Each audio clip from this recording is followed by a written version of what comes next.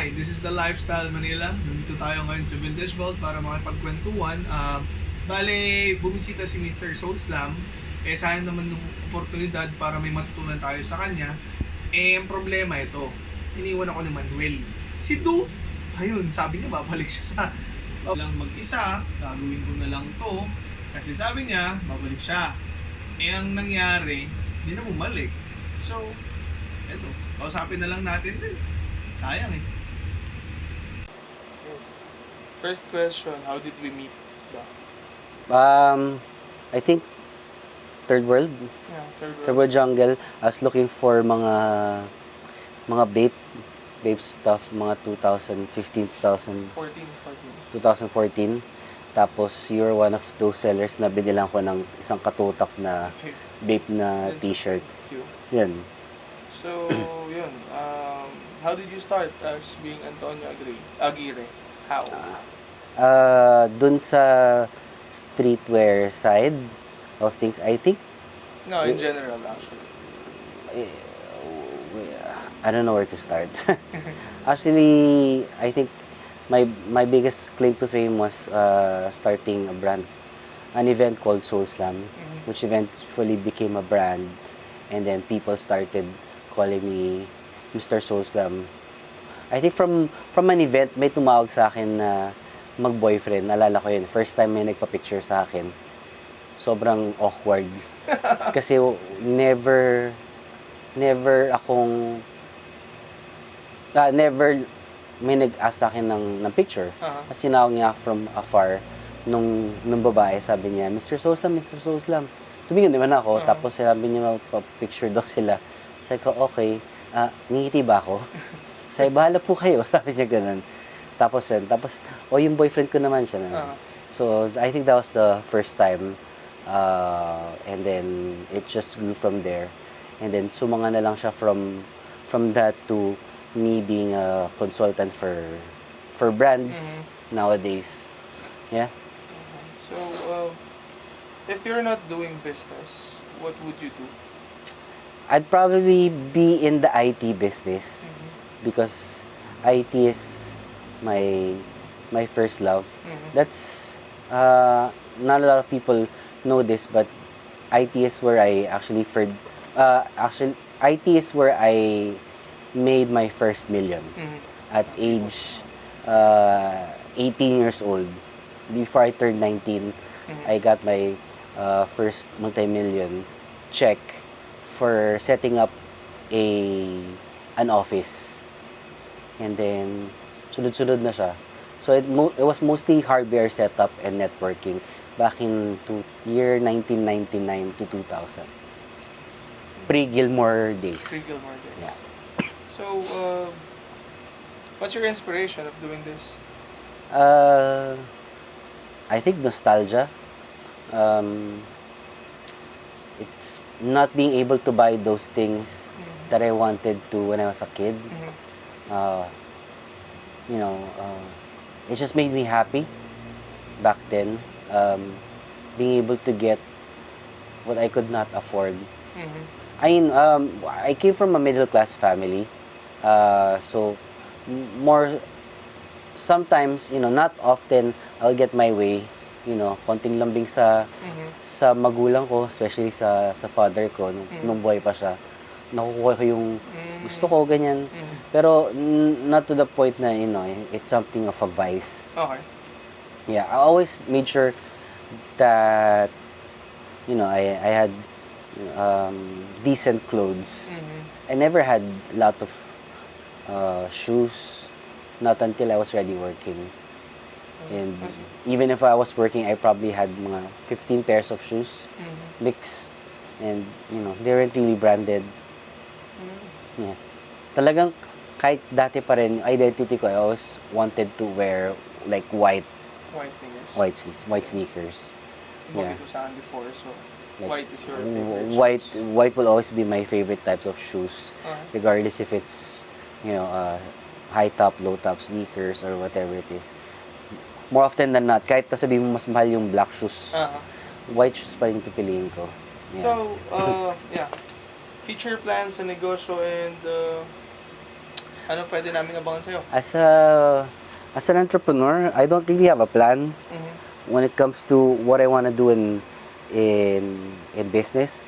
What I want to make sure is that I focus on my brands and just growing that group that I have, that brand of groups that I maintain, and try to develop more good relationships with other companies. Yeah, actually. as you mentioned, Yeah. your business is successful. Nakuha ko to sa'yo actually.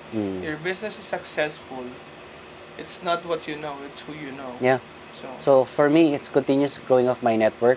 I always make sure to go out of my way to, go to events just to meet new people. It's a lot better than meeting someone virtually.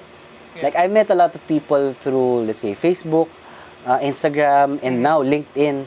It's where I've gotten connections with the top honchos of huge companies here in the Philippines. Like, I would not in a million years get to meet the CEOs of Fortune 500 companies, and here I am able to meet them and just have conversations with them. It's just really a blessing to have that kind of network. Yeah. So, next question. What's your favorite movie right now in food? My favorite movie, God, that's tough. I watch a lot of movies. I binge watch a lot of Netflix with my wife. So anything horror. Okay. I am a junkie for horror movies. Food. I like getting scared, which it's rare. Hindi ako takot sa multo eh. So, ewan ko, I feel like it's something in your mind. If you want to get scared, you will get scared. Yeah. So it's something I learned to harness as a kid. Yeah. Food, since I'm on a keto diet, Okay. so anything that doesn't require me to eat rice, I will eat. Okay. So, Yeah. How can you find passion and apply it on your daily life? Finding passion in something that you like to do. I think that's the most important thing. Doing something that you like, not because you're good at it, but because it excites you. Okay. So it's something na feeling ko pag gumigising ako sa umaga, ito yung gusto ko na matulog the day before that just because I want to be the next day. Okay. And for me, I don't have days off. I feel like, even a Saturday and a Sunday would be a work day for me. I don't consider it. Yeah. Like, I've actually made a week 2 weeks. Yeah. Like, I've seen ang ginawa ko na ngayon is, I start my week on a Sunday. Okay. So, Sunday, Monday, Tuesday, Wednesday is 1 week. So, that's my first half of one week. Okay. And then Thursday, Friday, Saturday is my second week in 1 week. So, I actually have 2 weeks.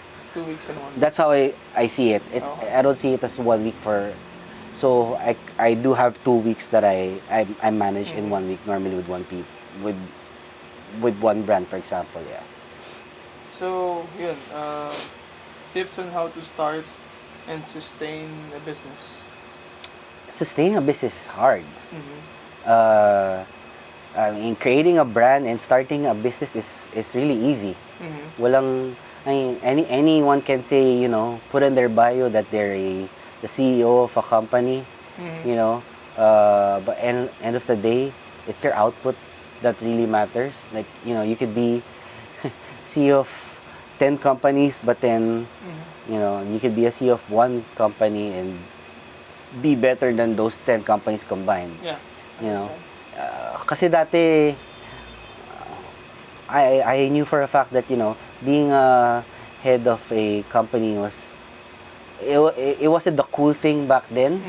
Now everyone wants to think they're a business owner or the top honcho of their own company. Yun yung nakakatakot eh. Kasi not everyone kasi is entrepreneurial. Yeah.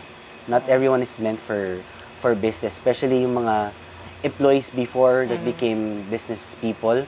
Kasi when I was a kid, I always wanted to be a businessman. But then my father told me, no, you have to learn the ins and outs by being an employee first, so that you can relate to your people when you already own your own company. Okay. So that's what I did. I my first job was being a barista in Seattle, sa Best in Alabang Town Center, and my cousins were making fun of me because at the same age I was with them, they're already owning their own businesses, and here I was, serving coffee.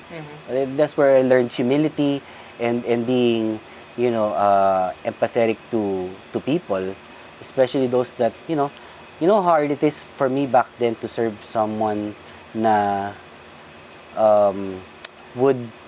that I know for a fact that I'm levels ahead of that person.